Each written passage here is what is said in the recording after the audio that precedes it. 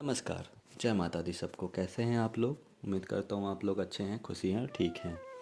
तो आज मैं लेके आया हूँ शुक्रवार संतोषी माता का व्रत। जो शुक्रवार को सुनते हैं, आइए जानते हैं उनके बारे में और पढ़ते हैं इनके बारे में कि इनका व्रत में क्या क्या होता है, क्या नहीं होता है। शुक्रवार के दिन माँ संतोषी का व्रत पूजन किया जाता है। इस पूजा के दौरान माता की आरती, पूजन तथा अंत में माता की कथा सुनी जाती है। आइए सुनते हैं शुक्रवार के दिन जाने वाली संतोषी माता का व्रत कथा। संतोषी माता का व्रत कथा था एक बुढ़िया के बारे में, जो मैं आपको बताने जा रहा हूँ। एक बुढ़िया थी, उसके 7 बेटे थे। 6 कमाने वाले थे जबकि एक निकम्मा था। बुढ़िया 6 बेटों की रसोई बनाती, भोजन कराती और उनसे जो कुछ जूठन बचती वह 7वें को दे देती। एक दिन वह पत्नी से बोला, देखो मेरी माँ को मुझ पर कितना प्रेम है। वह बोली, क्यों नहीं, सबका जूठा जो आपको खिलाती है। वह बोला, ऐसा नहीं हो सकता, मैं जब तक आंखों से ना देख लूँ मान नहीं सकता हूँ। बहू हंसकर बोली, देख लोगे तो मान लोगे आप। कुछ दिन बाद त्यौहार आया। घर में 7 प्रकार के भोजन और चूरमे के लड्डू बने।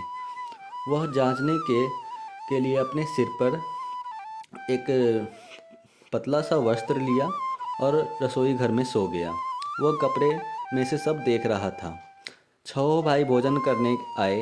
उसने देखा माँ ने उनके लिए सुंदर आसन बिछाया, नाना प्रकार के रसोई परोसी और आग्रह करके उन्हें जमाया। वह देखता रहा। 6 भोजन करके उठे तब माँ उनकी झूठी थालियों में से लड्डुओं के टुकड़े उठा उठाकर एक लड्डू बनाया।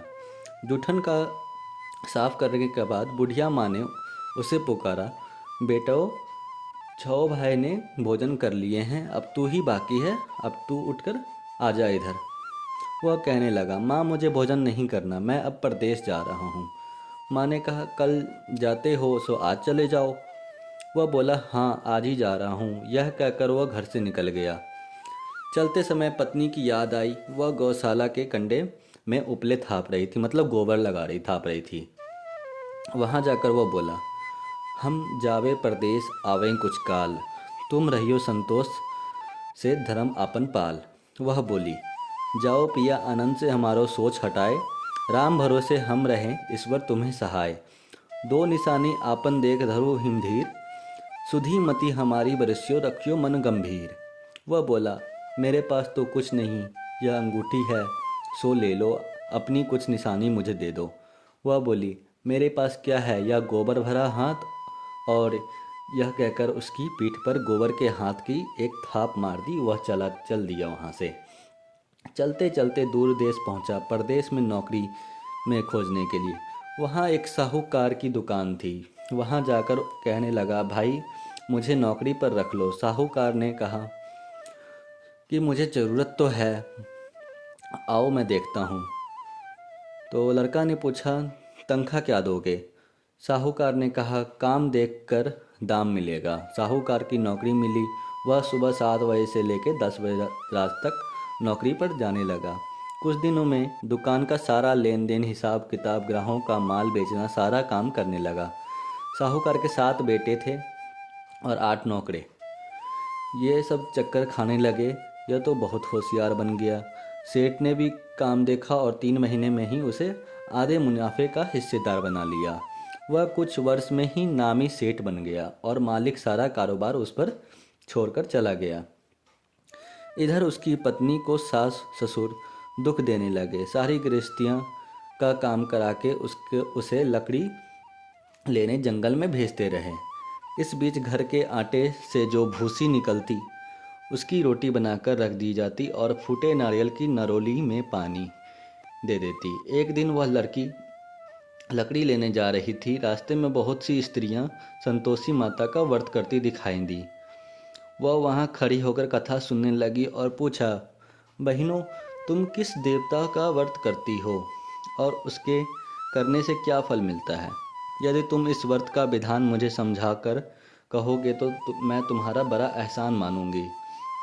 तब उनमें से एक स्त्री बोली, सुनो, यह संतोषी माता का व्रत है। इसके करने से निर्धनता, दरिद्रता का नाश होता है।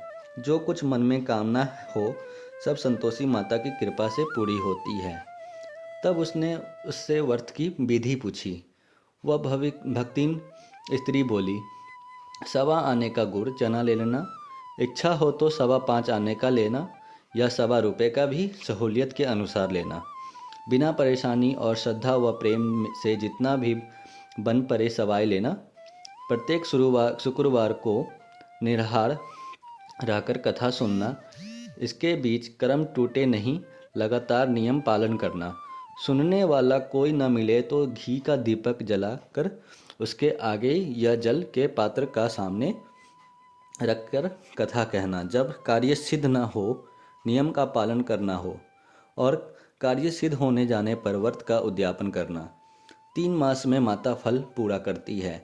यदि किसी के ग्रह खोटे भी हों तो भी माता वर्ष भर में कार्य सिद्ध करती है। फल सिद्ध होने पर उद्यापन करना चाहिए, बीच में नहीं।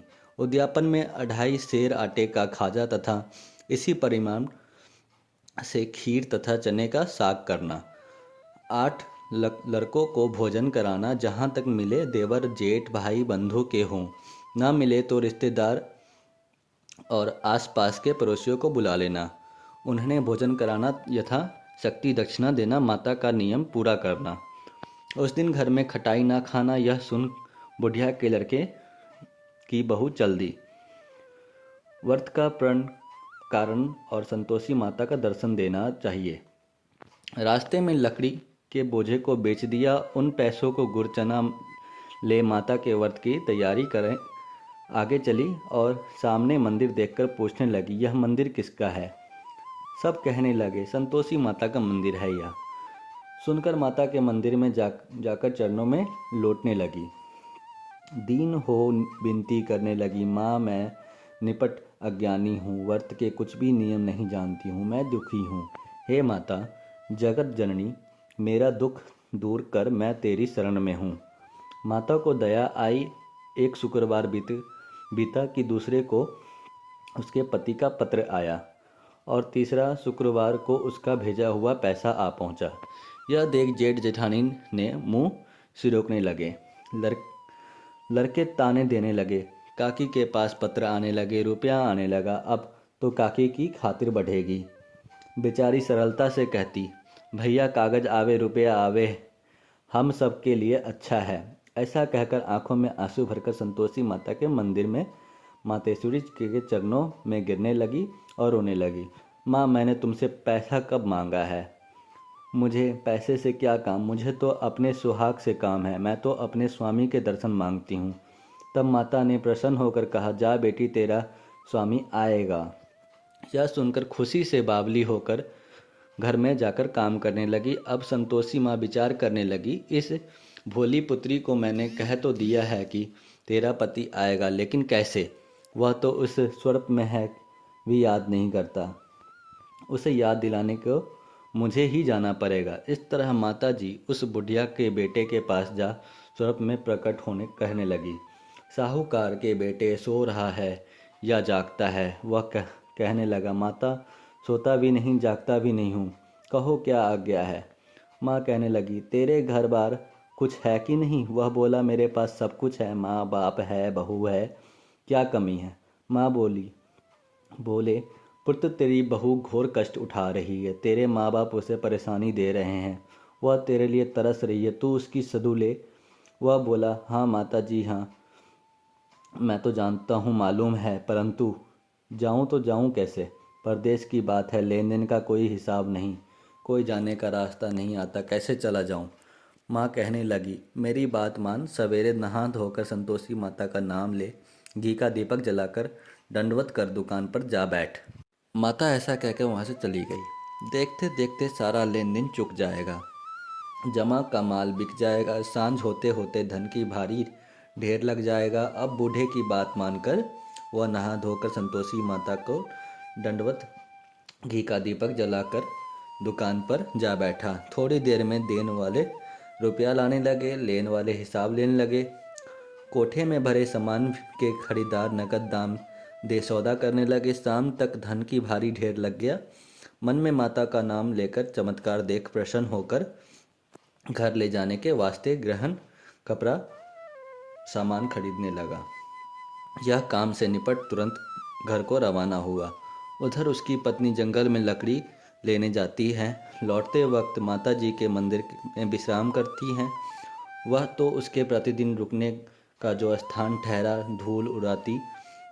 धूल उड़ती देख वह माता से पूछती है, माता यह धूल कैसे उड़ रही है? माता कहती है, हे पुत्री, तेरा पति आ रहा है, अब तू ऐसा कर, लकड़ियों के 3 बोझ बना ले। एक नदी के किनारे रख और दूसरा मेरे मंदिर पर व तीसरा अपने सिर पर। तेरे पति को लकड़ियाँ का गट्ठर देख मोह पैदा होगा। वह यहाँ रुकेगा, नाश्ता पानी रखकर माँ से मिलने जाएगा। तब तू लकड़ियाँ का बोझ उठाकर जाना और चौक में गट्ठर डालकर जोर से आवाज़ लगाना, लो सासू जी, लकड़ियाँ का गट्ठर लो, भूसी का रोटी दो, नारियल के खपरे में पानी दो, आज मेहमान कौन आया है? माता जी से बहुत अच्छा कहकर वह प्रसन्न मन से लकड़ियाँ का 3 गट्ठर बनाई और एक नदी के किनारे पर और एक माता जी के मंदिर पर रखा। इतने में मुसाफिर आ पहुंचा। सूखी लकड़ी देख उसकी इच्छा उत्पन्न हुई कि हम यहीं पर विश्राम करें और भोजन बनाकर खा पी कर गाँव जाएं। इसी तरह रुक कर भोजन बना विश्राम करके गाँव को गया। सबसे प्रेम से मिला। उसी समय सिर पर लकड़ी का गट्ठर लिए वह उतावली सी आती है। लकड़ियाँ का भारी बोझ आंगन में डालकर जोर से 3 बार आवाज़ देती है, लो सासू जी, लकड़ियाँ का गट्ठर लो, भूसी का रोटी दो, आज मेहमान कौन आया है? यह सुनकर उसकी सास बाहर आकर अपने दिए हुए कष्टों को भुलाने हेतु कहती है, बहू ऐसा क्यों कहती हो? तेरा मालिक ही तो आया है, आ बैठ, मीठा भात खा, भोजन कर, कपड़े गहने पहन। उसकी आवाज़ सुन उसका पति बाहर आता है। अंगूठी देख व्याकुल हो जाता है। माँ से पूछता, माँ यह कौन है? माँ बोली, बेटा यह तेरी बहू है। जब से तू गया है तब से सारे गांव में फिरती रहती है। घर का कामकाज कुछ करती नहीं, 4 पहर आकर खा जाती है। वह बोला, ठीक है माँ, मैंने इसे भी देखा और तुम्हें भी। अब दूसरे घर की ताली दो, उसमें रहूँगा। माँ बोली, ठीक है, जैसी तेरी मर्जी। तब वह दूसरे के मकान की तीसरी मंजिल का कमरा खोल सारा सामान जमाया। एक दिन में राजा के महल जैसा टाट बाट बन गया। अब क्या था, बहू सुख भोगने लगी। इतने में शुक्रवार आया। शुक्रवार व्रत के उद्यापन में हुई भूल किया खटाई का इस्तेमाल में माता हुई गुस्सा। उसने पति से कहा, मुझे संतोषी माता के व्रत का उद्यापन करना है। पति बोला, खुशी से कर लो। वह उद्यापन की तैयारी करने लगी। जिठानी के लड़कों को भोजन के लिए कहने लगी। उन्होंने मंजूर किया, परंतु पीछे से जेठानी ने अपने बच्चों को सिखाया, देखो, भोजन के समय खटाई मांगना, जिससे उसका उद्यापन पूरा ना हो। लड़के जीमन आए, खीर अपना पेट भरे खाया, परंतु बाद में खाते ही कहने लगे, हमें खटाई दो, खीर खाना हमको नहीं भाता। देखकर अरुचि होती है। वह कहने लगी, भाई खटाई किसी को नहीं दी जाएगी, यह तो संतोषी माता का प्रसाद है।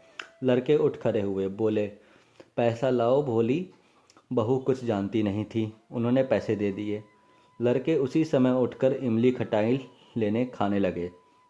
यह देखकर बहू पर माताजी ने कोप किया। राजा के दूत उसके पति को पकड़ के ले गए। जेठ जेठानी मन माने वचन कहने लगे, लूट लूट कर धन इकट्ठा कर लाया है, अब सब मालूम पड़ जाएगा।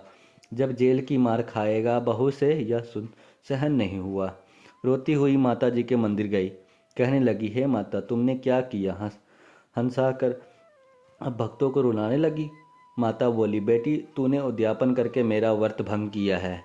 वह कहने लगी, माता, मैंने कुछ अपराध किया है। मैंने तो भूल से लड़कों को पैसे दे दिए थे।